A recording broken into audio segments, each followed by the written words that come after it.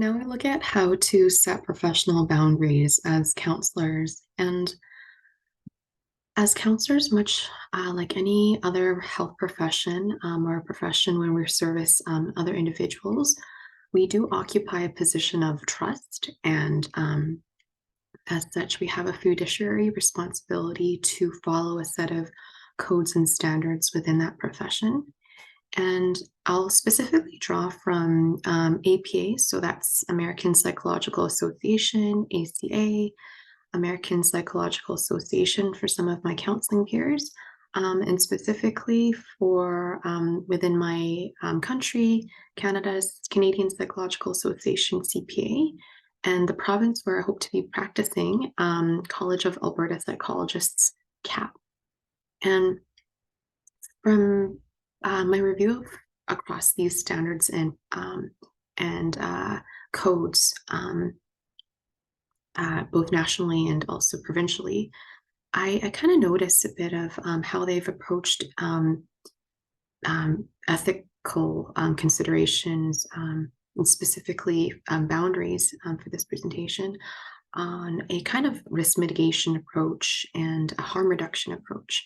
So I'll kind of break things down just to help us understand. And the focus here in my presentation fills in the gaps more so for the gray areas, so boundary crossings when there's no specific guideline, because case by case scenarios differ that we might encounter, and often code referencing might not be sufficient as opposed to what's more prohibited, sexual violation, kind of exploitation, financial exploitations. Those are kind of clear prohibitory risk mitigation guidelines.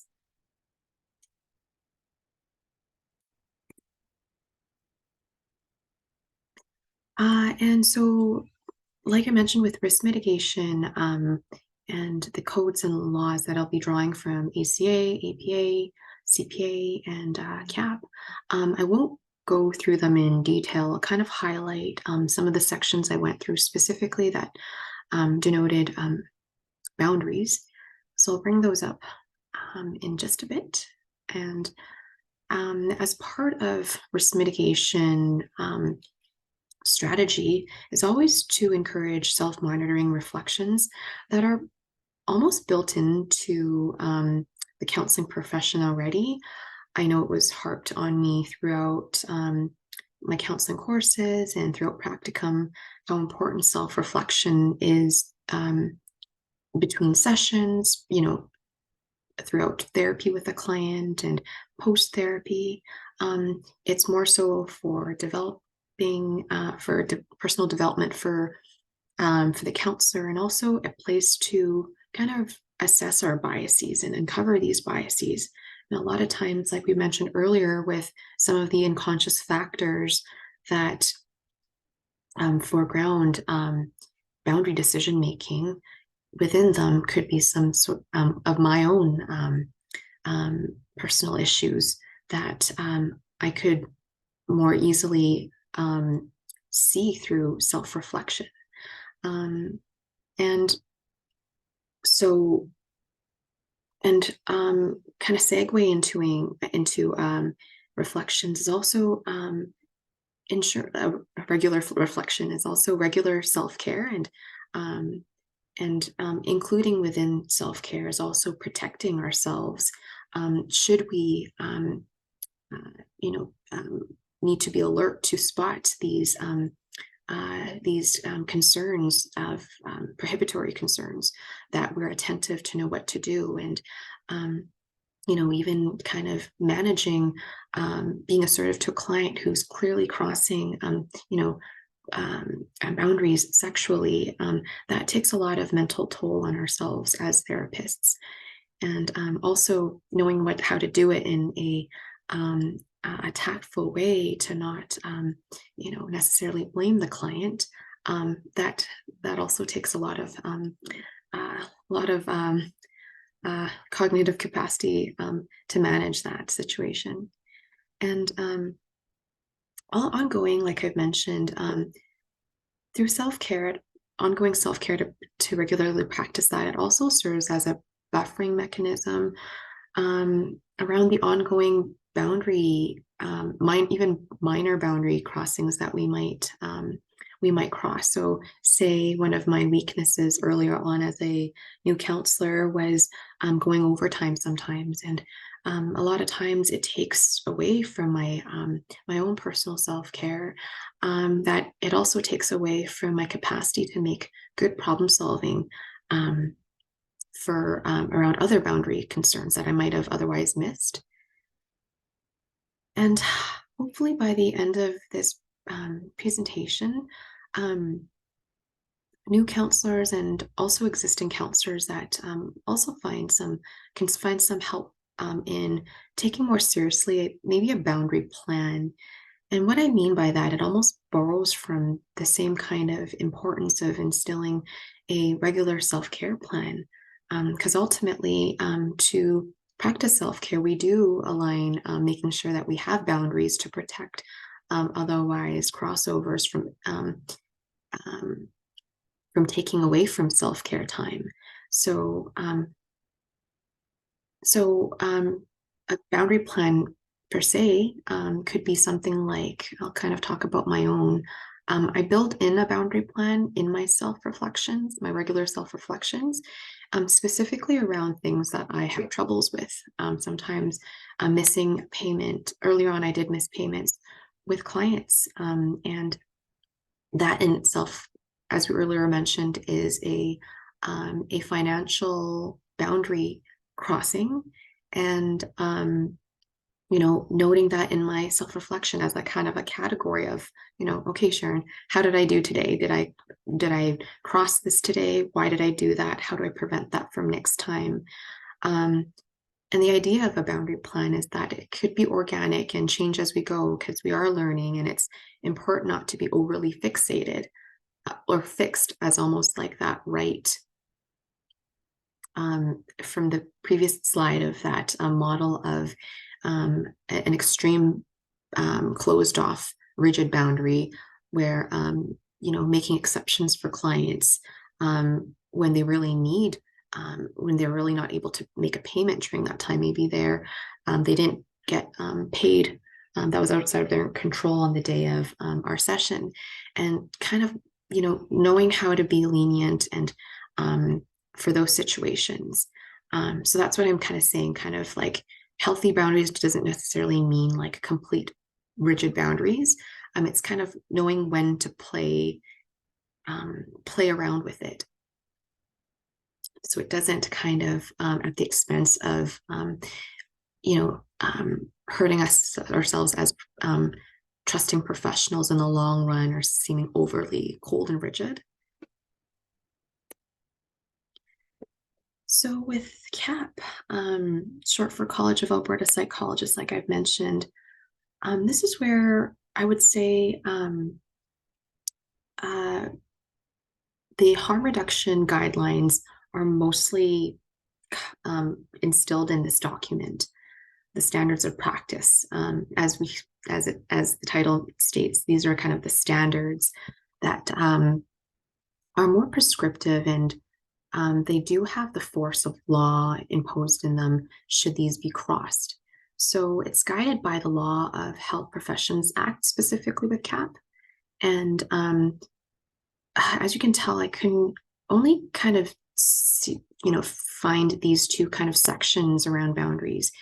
And they really kind of provide a general excerpt around boundaries, around professional relationships, and a little bit in section 6.1.4 on establishing and maintaining these professional boundaries. Also includes kind of acceptable forms of communication, say non-business hour communication versus providing alternate non-business hour resources instead.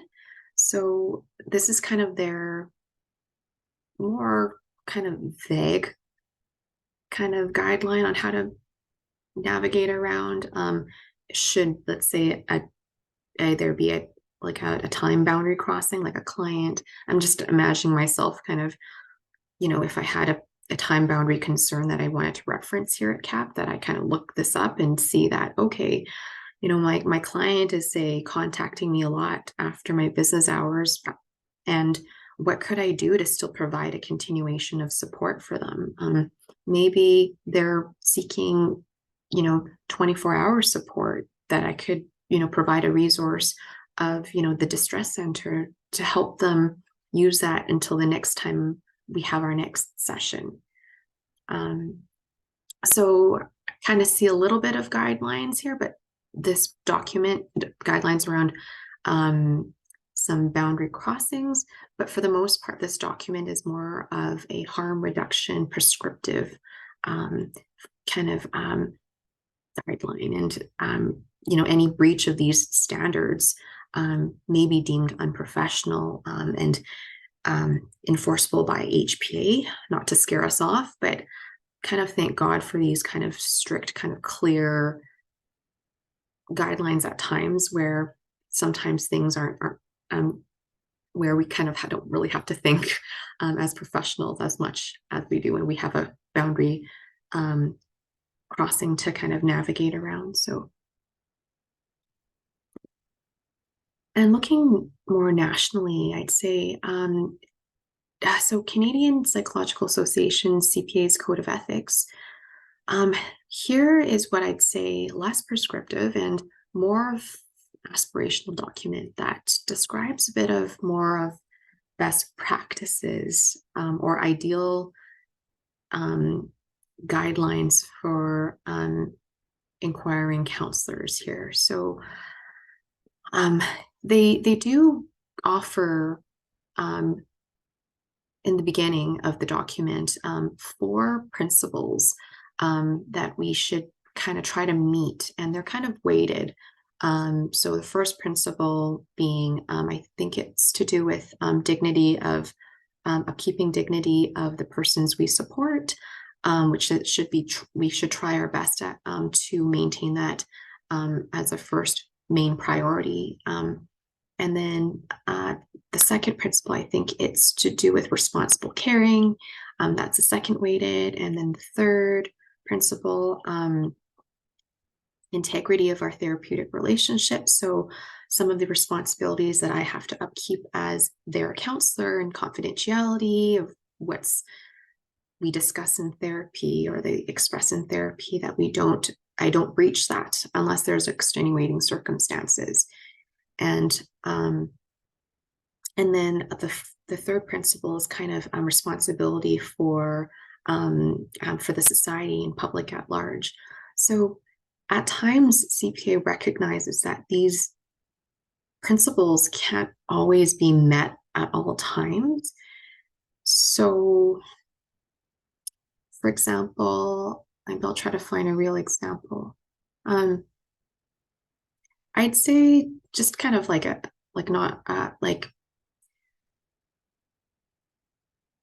so the principle of keeping confidentiality within our therapeutic setting between myself and a client. Say if a client expresses kind of, risk of harm and wanting to attempt to, they're really angry, they're really irate, and I have kind of assessed that they might pose harm or danger to themselves or even their others or their partner. Though their partner or others are not my client, I do uphold, the responsibility to the society. So the fourth weighted principle, though it's weighted the least, it really depends on the situation. If I feel that my client's going to end the session and really place others at harm, that becomes that principle can override my clients, keeping my client breaching their confidentiality as kind of I think that's the second principle. The third principle.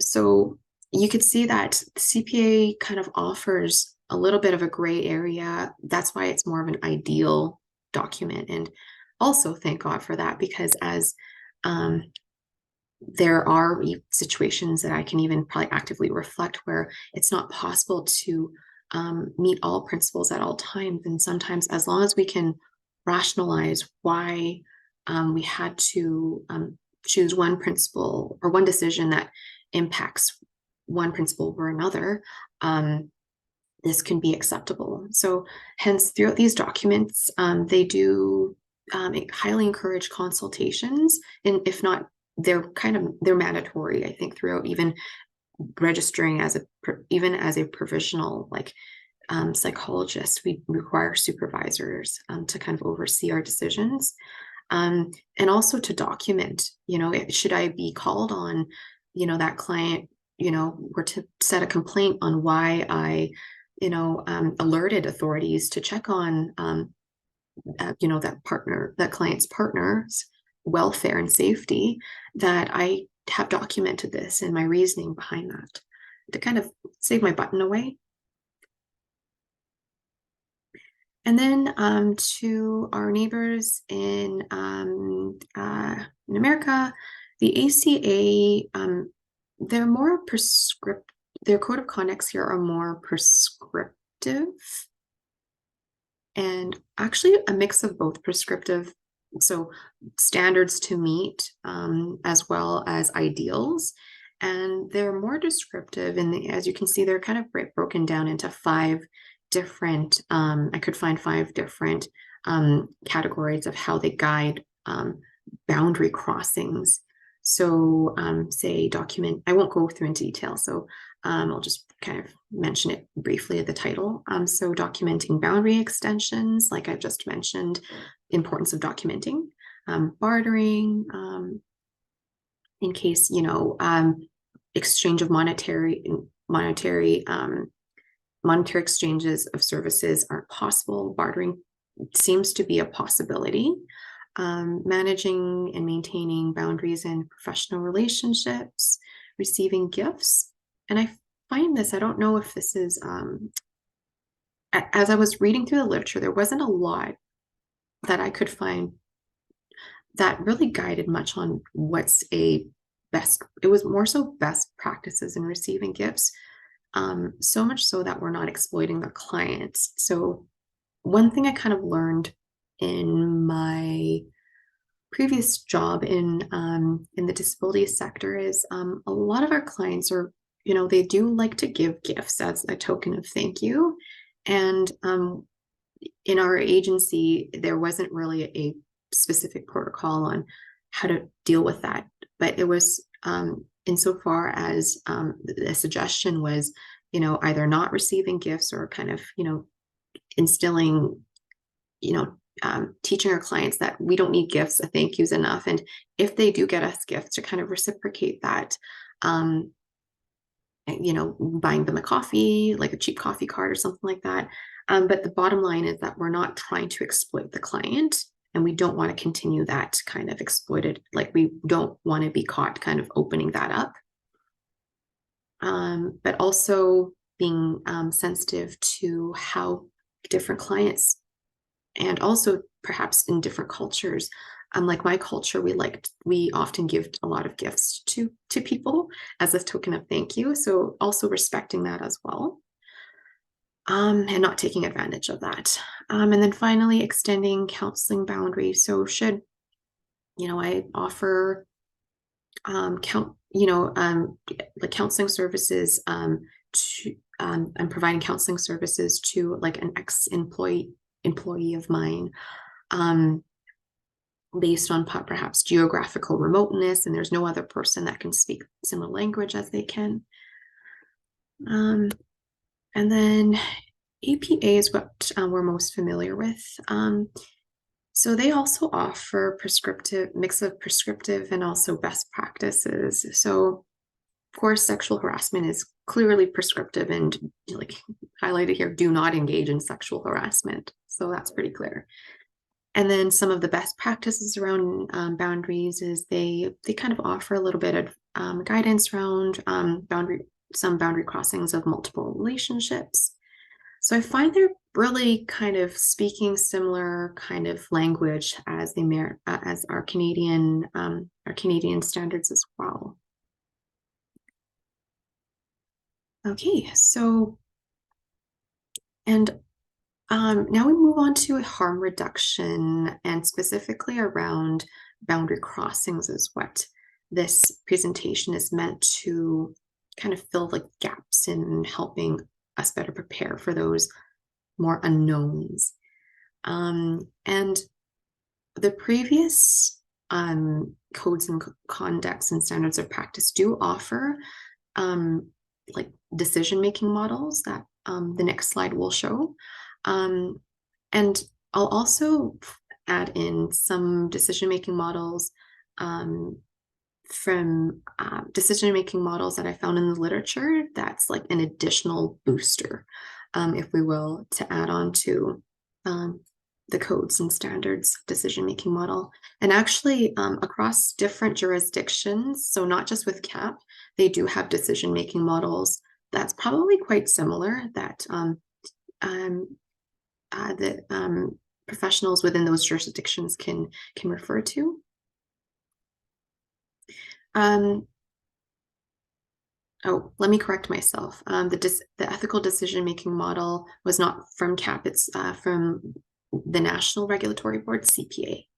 So here's 9 steps, and I won't go through it in detail, but bottom line, the idea is that there are steps that the inquiring therapist could go through in consultation with their supervisor on how to make decisions if they're kind of contemplating a boundary crossing. And again, it's like as echoed throughout the codes and conduct, like America and in Canada, it's actively encouraged to seek consultation, documentation, especially on the outcomes, and some corrective actions should there be risks that that happen, and to think ahead on. And the additional model that I found was developed by a Deems. So there's 9 steps, and I'll go through briefly each of them. So first is perhaps I can use an example of maybe one of my the interns that I am in supervision with during practicum. She came across being assigned a client that was her former coworker. So that in itself, if she decided to proceed with that, that would open up a dual relationship, meaning a therapy, like she would have a therapeutic relationship with that client in addition to a colleague relationship. And so some of the things she would, kind of, first she should be alarmed that this is, and she was, that this is a boundary crossing. So she discussed that, thinking about the best possible outcomes versus the worst possible outcomes in the scenario. So the best possible outcome, would be that it works quite well. And the worst, it works quite well, and there's minimal risk of harm in perhaps if the client becomes uncomfortable, depending on what they come into therapy for. Perhaps it's something quite personal or to do with work, where it puts the counselor in a awkward position that they're responsible for their other, when they return back to their job, to kind of report that client, and that becomes like a conflict of interest. So that would be a worst possible outcome.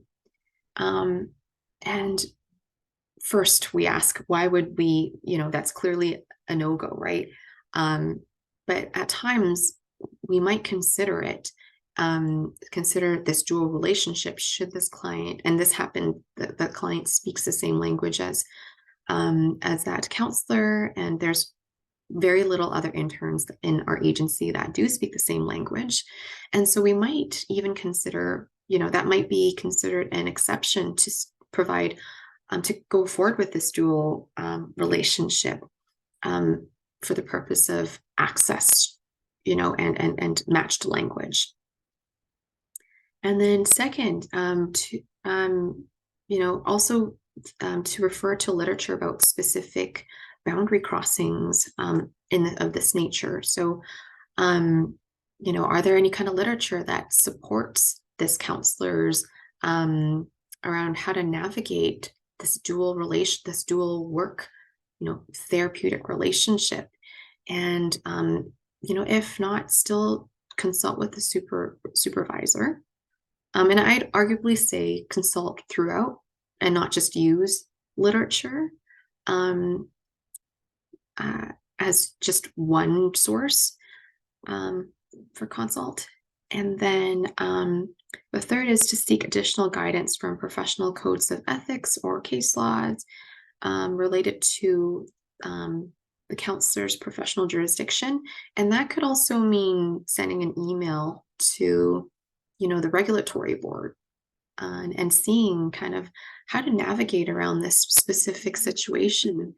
And what's kind of cool that I noticed with AHS recently, when I was reading up on some of the ethical support that they provide their employees, is a confidential ethical consult line where, sometimes if that counselor is just worried about, let's say they did, already they said yes to this to this dual relationship, and kind of fearing, and then they realize afterwards that's kind of not a good.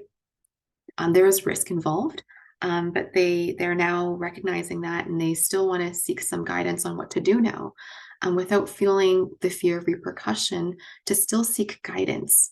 And having it being anonymous when we seek consultation would help with kind of some of the fears that we earlier mentioned, that sometimes boundary crossings and violations are underreported because of fear of repercussions for doing something wrong. And especially as new counselors, we're trying to prove ourselves in a way. And so that's something kind of cool that I found, that if some of the counseling regulatory bodies has something like this where we can seek consult, anonymously, that might help prevent kind of doing this on our own and further posing risks of harm in kind of carrying out on our own way otherwise, and dealing it on our own. And then fourth is to seek feedback from at least one colleague. So the counselor, spoke to 3 other interns about this, and kind of I can see that this is kind of like brainstorming around what to do, how to navigate around this, right? We might kind of spin off some ideas, like maybe the counselor could enlist in a translator, or maybe one of an intern might know another intern from an external agency that does speak the same language and is what the client is looking for. Or we might kind of bring up some really big risks involved that the counselor didn't think about, right? Because if things kind of go south with this therapeutic relationship, would this impact the clients wanting to go back to work, knowing that they're going to see their counselor colleague there, right? So that could impact their career and finances that way. I know it's a stretch, but these are kind of the reasons why consultation with colleagues are quite helpful. And then number 5, notice any feelings of uneasiness, doubts, figure out what may be the cause and implications if left unaddressed. So earlier on I mentioned perhaps there's some like therapist factors, and what I mean by that is our own personal blind spots that we might bring into therapy, perhaps. And I'm not saying that the counselor in the situation felt this way. So, for example, if they decide to automatically say yes to this dual relationship, it might be that mostly because they have people pleasing tendencies, and that they to the extent that they overlook ethical misjudgment, right, in crossing these boundaries without thinking about the risks, right? So that could be an example. And informed consent. So for instance, to describe the client, what you offer and what they're comfortable with. So, depending on, going through these list of steps and what, the counselor and the supervisor had come up with, whether or not to go forward with this dual relationship or not, nonetheless, keep the client informed of what could be offered, right? And not leave the client high and dry. Let's say for the former, in not going forward with this dual relationship, still offer them other resources. Like they can go to another agency where they do have a counselor there to seek that speaks the same language, and explain the rationale for that, the risks. Always describe to the clients so they don't feel like something's wrong with them, or so they can kind of be informed on the rationale piece. And even if they move forward with this dual relationship, kind of like what we mentioned before, and having a boundary plan, and when this, and kind of bookend the timeline that this is for, because we don't want to ride out that this kind of relationship goes on, especially due to the findings of additive stress that it takes to navigate around these boundary crossings that it can impose.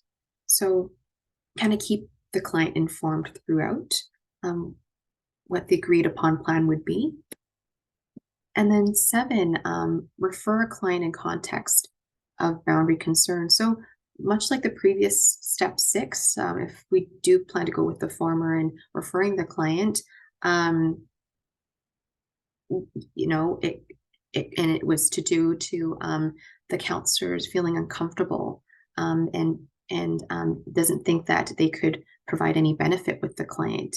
If they think that, ooh, this is kind of weird, I'm going to see this client dash colleague later on, and it's kind of weird to know all this about the client, and how is this going to impact our relationship, colleague relationship, and vice versa, right? Perhaps the client might not, just them both knowing that they're colleagues, it might kind of minimize the amount of disclosure that the client is willing to open up to the counselor. And then 8, avoid overlooking and addressing boundaries during informed consent. Yeah, so I kind of see this as maybe laying the seed of early on telling the client, perhaps, there are certain boundaries that you don't want to make a habit crossing. So I would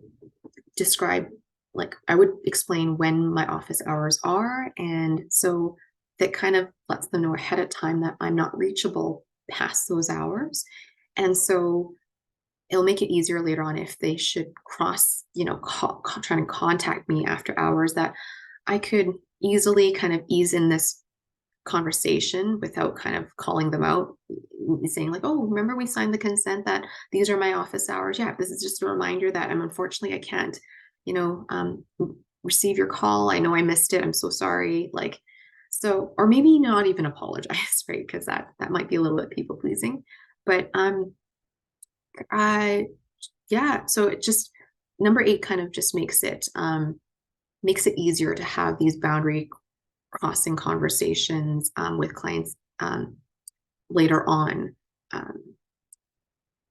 So number 9 would be a document plan boundary crossing that outlines your clinical judgment. So it would be like for step number 6, if the counselor decides to move forward with the boundary crossing, what's the plan of action? Like, how long is it for? Are there kind of areas that the counselor and the client might not want to explore to limit the risks during this dual relationship, right? So maybe the client might want to just talk about non-work matters, and kind of keep the work related stuff out of bounds, right?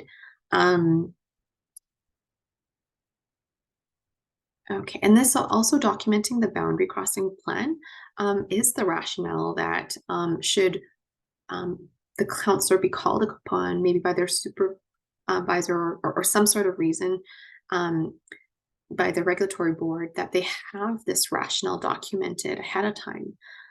So it shows that they've been intentional and they've went through the risks and weighed the risks and benefits ahead of time before they even moved on to this decision to cross into a dual relationship. So they didn't make a willy-nilly kind of decision. Yeah, so this is where we show the counselor showcases their problem solving as well, problem solving skills.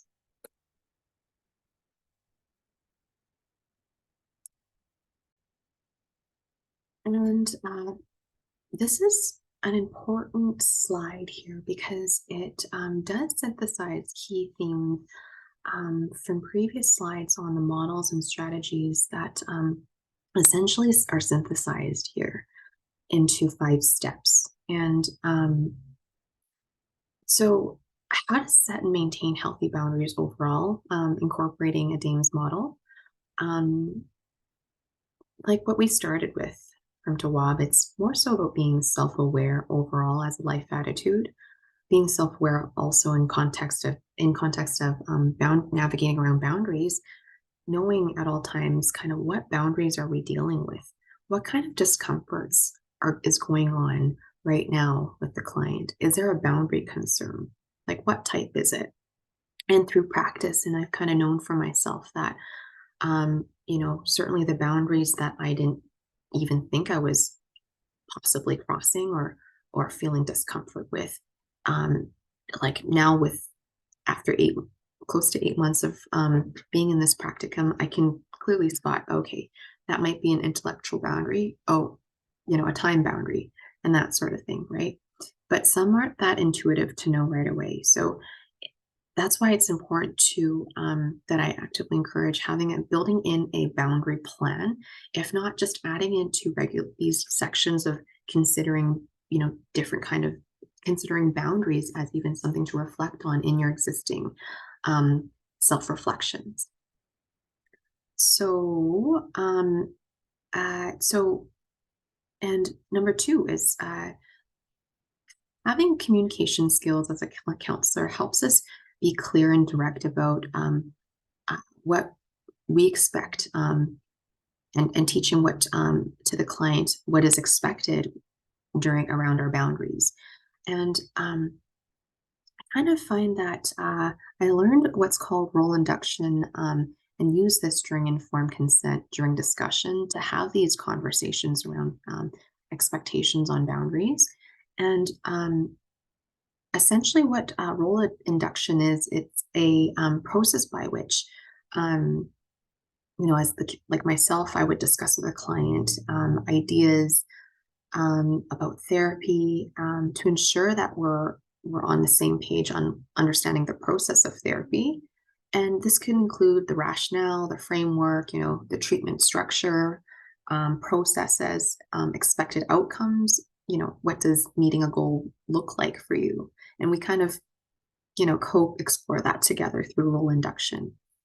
And the idea is that we both have our roles. The client has their roles, and I have my roles, and we talk about this at the start of our therapy.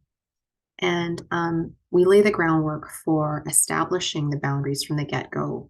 And also in doing this, I communicate exactly what I offer and what I can't offer, right? So, for instance, as simply put, I keep going back into this, setting my office hours to, establish a time boundary, right? Describing my competencies, what are my credentials, what can I offer and what I can't offer. And this also provides the client enough information to make the informed choice of whether or not to move forward with the therapy or not from the get-go. And then third, assertiveness. And this is also a very, very important one. And it's about really simply stating, you know, the counselor's request directly about what they want. And it's a skill that strengthens boundary maintenance, and ultimately, it absolves with the counselor's own personal problems, the baggage, the blind spots that they bring in as humans, such as personality issues or codependence, attachments, burnout, people pleasing tendencies. And, for myself, I see that this is, I, I, I did struggle with people pleasing tendencies. And I actively, because I was informed with the CBT, I would apply CBT kind of skill like strategies to learn assertiveness. Um, and which is kind of a cool way to kind of apply this on my own as I'm applying this with my clients. And overall assertiveness does build overall resilience. And like I mentioned a few times, it's about that buffering the vulnerability, to be prepared to deal with um, boundary concerns, should we have to cross them. And fourth, to set consequences. So, for instance, if we can't cross the boundary, we would refer a client. Or if the client keeps, a time boundary, the client keeps showing up in late in sessions, I'll have to have more of a serious conversation with them, and perhaps even, depending on how much it impacts the therapeutic progress. Because if every time they come in about 20 minutes late, we're not able to have a full therapeutic session, we have to go through assessments, we have to go through therapy work itself, debriefing, and it's really impacting treatment and my ability to be competent in delivering quality therapy to them. I might end treatment or might suggest pausing treatment as a consequence, right? And it also kind of teaches them perhaps there is a lapse in skill and why they come to therapy in the first place, and gives them a more serious tone that coming to therapy requires a level of commitment, including a time commitment from you, that showing up late um, isn't um, isn't viable for good therapy. And then number 5 is lean into discomforts that may surface as a result from setting boundaries. So I'd see this hand in hand with, learning assertiveness. For instance, if, yourself, such as like, especially for me earlier on and I still am like learning to be uncomfortable with saying no to clients. Some of the discomforts could be, guilt, shame, and remorse. And those are the added things that I could, add into, that's not really helpful in needing to be assertive. So it's important to remind ourselves that not accepting discomforts from setting healthy boundaries ultimately indicates our own attachment issues. So say I feel guilty for not staying with my client past a certain time because I cannot play rescuer, right? And this requires some, I would say this would require some self-reflective work. So anytime that I notice any discomforts with clients, that's kind of when I've built it into my reminder to, reflect on this later on. And so this is where we can kind of see like, ooh, why is this blind spot happening? Why are these discomforts happening? Why do I feel guilty, right? Am I really helping the client by saying yes to them all the time? Or am I trying to, just try to feel good about myself and play rescuer, right? And so if we don't kind of actually try to figure out what's going on and that is in the way of doing what's ultimately right and setting these boundaries when needed, we are kind of vulnerable to being manipulated or even abused, for instance, by clients. Kind of dismissing a client, continually making inappropriate remarks kind of sets the tone, for violation, right? And not really teaching them the consequences of their actions, right? So it becomes our problem. So in any case, any kind of discomforts that we need help with, it's always helpful to reach out with our supervisors and peers on kind of if even if it takes venting it out, right? Again, there's that fear of repercussion or fear of that we're doing something wrong. But from my experience, when I openly share my own concerns, like you know like I've with my supervisor, it's been received pretty well. Like it's also made me accountable. Like, okay, what can you do now, Sharon? Like now that you've said this, you got to do something about it. So I've leaned into kind of my own in my personal time, kind of seeking my own, their kind of working on my own thing, and perhaps even to the extent of needing to see a counselor myself, right? As an example. And so this slide goes through a bit of kind of micro strategies that counselors could add in. And these are a mix of what I've gathered from a Dames article, in addition to what I've learned on my own, that could enhance how to problem solve around, or kind of how to better manage boundary concerns. So establishing a social media text policy. I know at my site, we don't share our numbers, or we don't text our clients with our personal numbers. And even then, if I were to have had a work phone, going alongside with having that time boundary, I would see myself just not answering texts after past my office hours. And perhaps even making this clear in the beginning, informed consent would be a good idea. And daily self-care routine, I won't go into detail with that. Like I mentioned before, it's good as for buffering the impacts of boundary crossings. Avoid excessive communication. And this is where I think earlier on, I was very tempted to kind of share a resource, in the evening with one of my clients. And I think that could have opened up also like a time boundary. Like I'm working during this time, and it's okay for them to respond during this time. And should I not respond next time, or not email them next time, they kind of wonder, what's going on. So I would see myself to avoid excessive communication that way.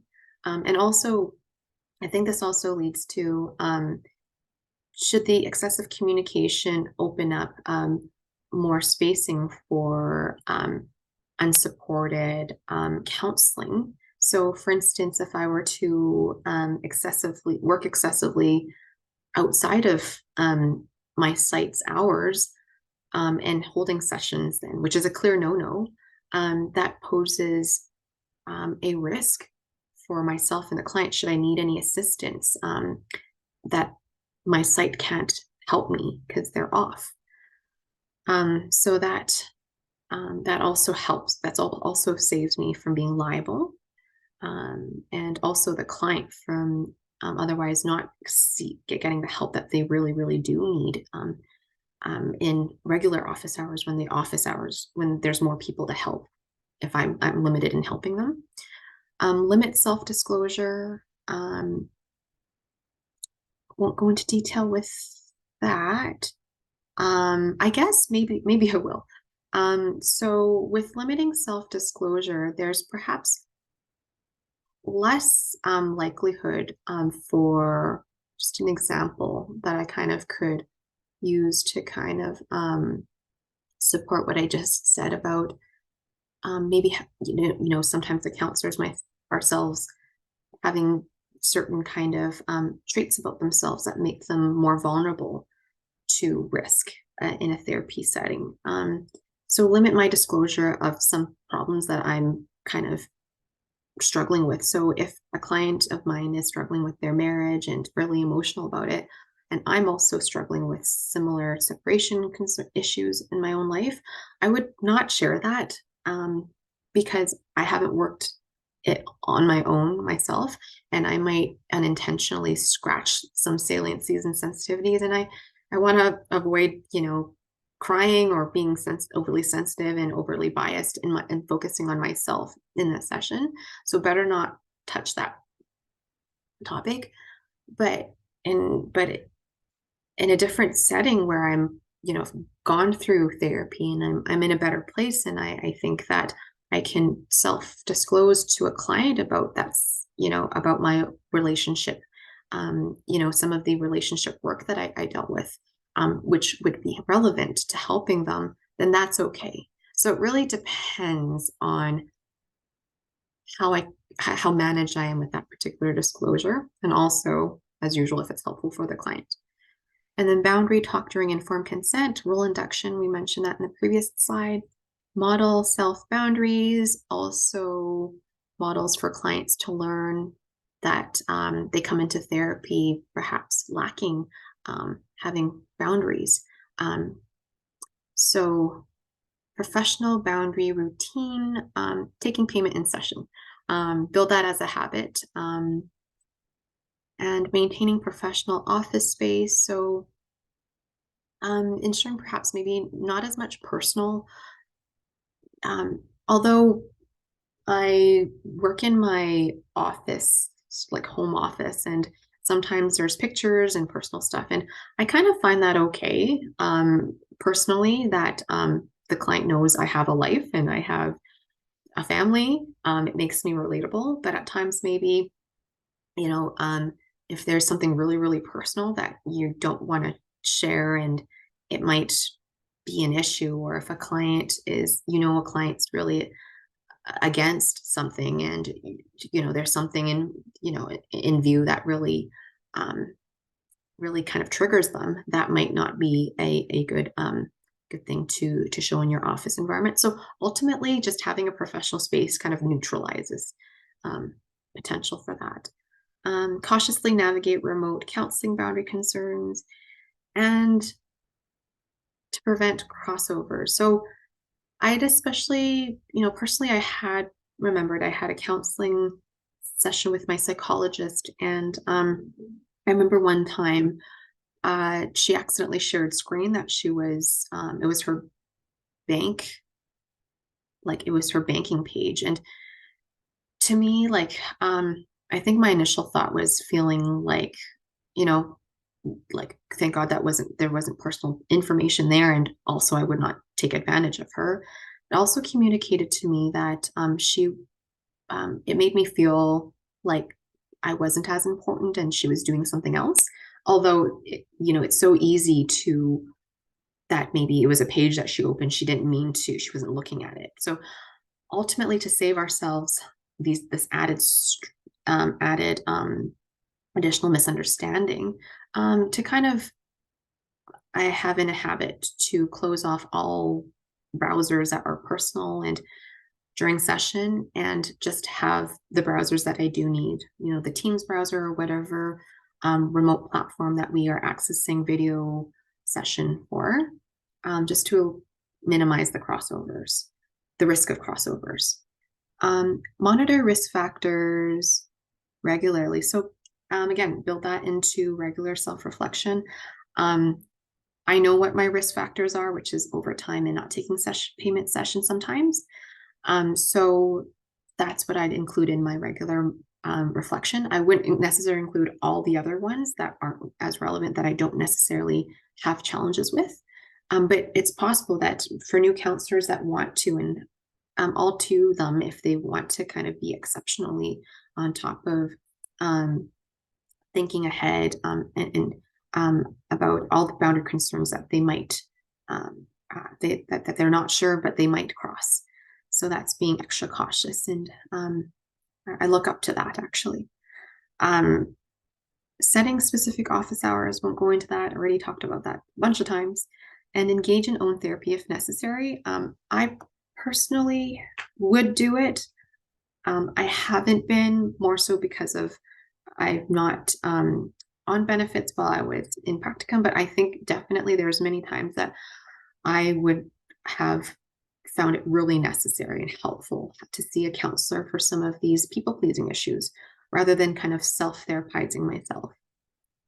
But we kind of do what we can.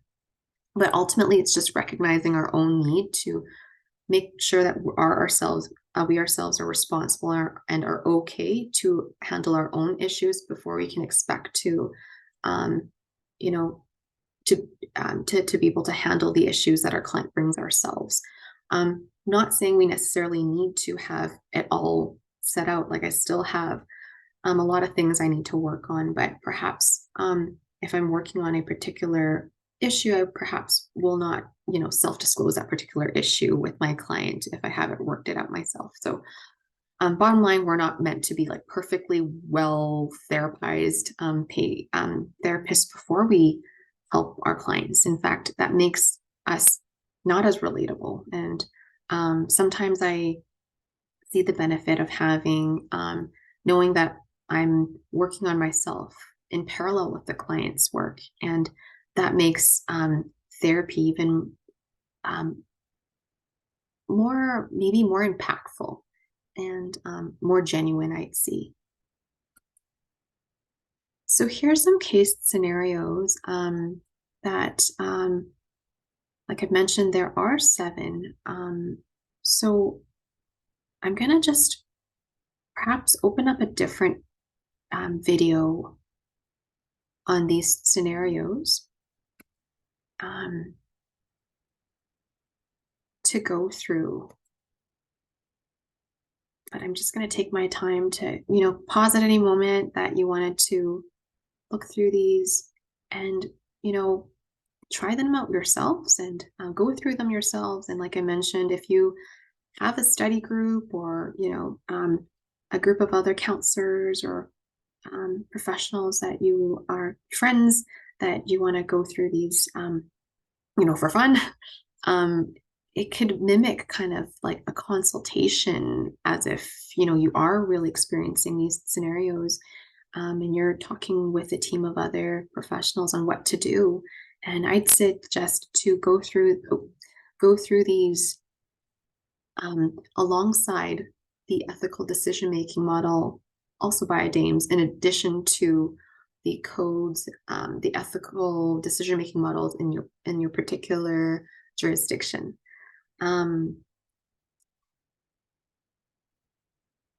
So again, like I've mentioned, some of these case scenarios are drawn personally, but also if like you are going to be taking the LEAP exam, the mandatory ethics exam to apply for full registration in CAP or as counselors or certified counselors, there are ethical problems here that can prepare for what the exam questions similar to the exam questions that would be asking of us. So it's good to use these to problem solve and prepare for the exams as well. So finally, some sociocultural considerations around boundaries in counseling. And really comes down to some of the challenges on why it's a gray area at times, made more so that different clients hold different kind of boundary definitions, or depending on their culture, it might differ from the boundaries that we hold, and therefore we need to abide by for counseling, both in risk mitigation wise and also best practice wise. So it really comes down to a question of whether, if it's possible to honor a client's cultural practice around boundaries, yet not break professional standards, codes, and ethics. And if so, to what extent? I'd say there's no right or wrong answer. This is just a question that I think it has no answer across the literatures that I could find in looking at the codes and contexts.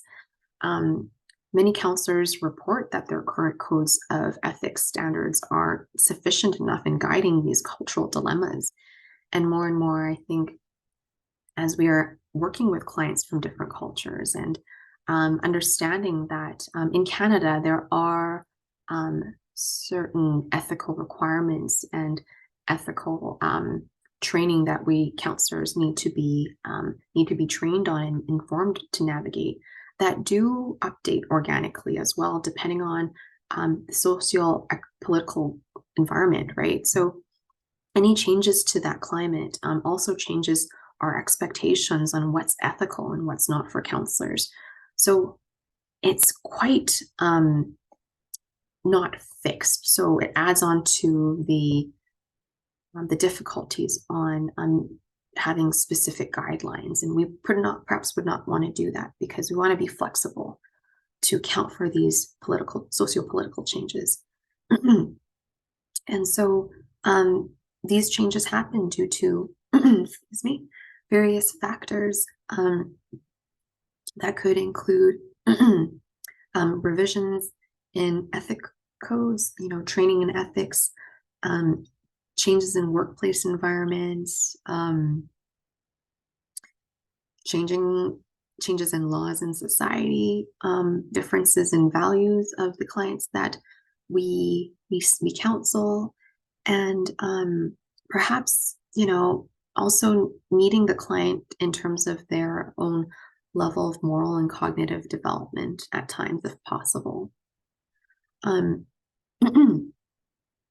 So, and also what we perceive as ethical 5 years ago may not be now. So it's kind of what's trending. So a counseling multiple relationships in the 80s were considered not as acceptable versus now, to accommodate more liberally considered inclusivity approaches.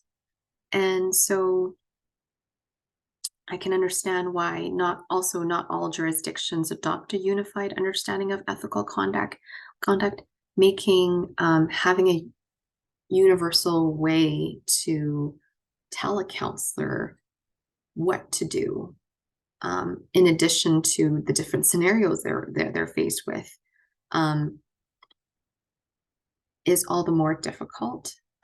So that's why case by case is kind of open for deliberating and seeking counseling support from a supervisor or a team to kind of navigate around these nuances, is highly leaned on. And so, like, nowadays, what are the trends? So we've become more acceptable. It's become more acceptable practice to even refer our clients at times based on their sexual orientation.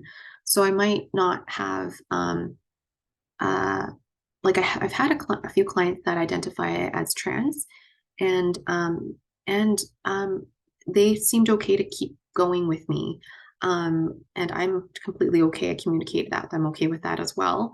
And so, should they not be, and they're looking for specifically a counselor that has, experience in that, and even to extent of sometimes they might be requesting a counselor that identifies as trans too. I've seen some of these resources offered. That's been more open. And there has been open about, valuing differences in, finding a counselor with certain kind of, values. Not really sure about that one. I think at this stage in my own experience, I think that I would not, I think that's I'd still accept a client as so long as they're okay that I don't have the same kind of belief system as them. And I'd also want to push forward to provide counseling with them should we kind of believe in different kind of belief systems, because maybe part of why they come into counseling is rigid beliefs, and perhaps using, our counseling relationship to kind of overcome these challenges could be therapeutic. So I'd almost see it as a challenge, as a therapy. a therapeutic strategy. Um, and yeah, so there's also been kind of documented cases of providing services to undocumented workers, and kind of how do we, yeah, how do we navigate around that as well? Principally. So it's important to also us counselors being informed of the laws around that as well, and what we could provide. Um, and so,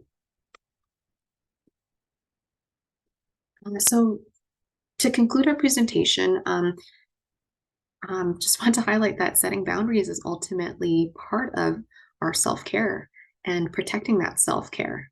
And so, nonetheless, I think there's a lot more work to be done around setting boundaries. And um, some of it I kind of found cool is there's platforms that I found. I think it was Dr. Honda, and I've included his think I might have included his link. If not, I'll include his link in my references, where he does open up like bravely about different counselors' struggles with crossing boundaries and boundary violations. And I thought that's such a great way um, to give space for counselors that feel fearful of expressing honestly what they have challenges with and what mistakes they have made, and kind of how do we correct them if we don't know, if we don't actively talk about these mistakes moving forward,